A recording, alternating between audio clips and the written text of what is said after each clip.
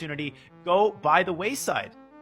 Yeah, I think knight d4 was a huge attack. It looked very strong, but he wants to bring his second rook to b6. So after the queen slides away to c8, the rook on b1 goes to b6. There could still be a rook sack along that rank over there, and knight d4 is the follow.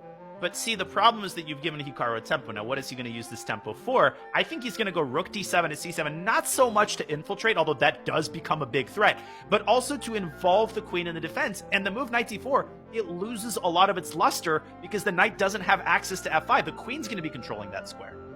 It's a really good point, because knight d4 to f5 was the threat. Now the queen covers, so rook c7 looks like a good option. Because knight c5 back, Danya, giving up the a5 pawn. Whoa! Playing for a win. Passer. He's playing for a win. He wants to take control of the initiative here.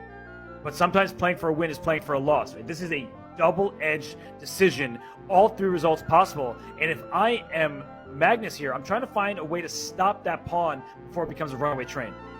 And it's supported by two rooks. The pawn is guarded from a distance. Maybe rook b6 to d6 can be considered. He slides his queen into c4, but Hikaru easily repels that move with rook c7. That's the great thing about being doubled. The other rook still protects d4. This is anybody's game.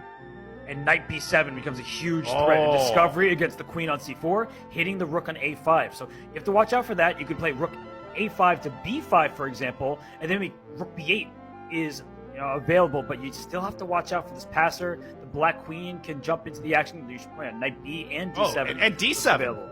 You can actually attack both of white's rooks, and, I mean, let's not forget about the passed d-pawn. That's still in play, and it might remind us of its existence on this very move. Queen b4, what a choice. If pawn to d3 is, because knight d3 instead, using the knight to hop in, and that rook can go to c3, the queen can go to g4, knight f4 check is available. This is scary for white. Black's position is filled to the brim with tactical potential. And what's not filled to the brim? Look at Magnus's clock. He is again down 2 minutes, and the position is just getting more and more out of hand. It is. He's just allowing... Knight f4. Knight f4. He's blundered knight f4, and it's mate. Yeah, Hikaru sees it. He's like, Hikaru can't believe it. He looked at the screen. This is basic Brian, Robert. This is an idea that occurs across all openings. This is universal. And you can't step back to the first rank because of rook c1 with mate. It's over. Yeah, no, Hikaru saw it, and look at him. He's like, are you serious? Am I really playing Magnus? This is all you got, he says to Magnus. He's going to be up 4 points, and Magnus has got a match on his hands, doesn't he? Oh, a match. I mean, he's going to have to work hard to stay in rook this c1, match. Queen h3. Oh, look at that mate. Yeah.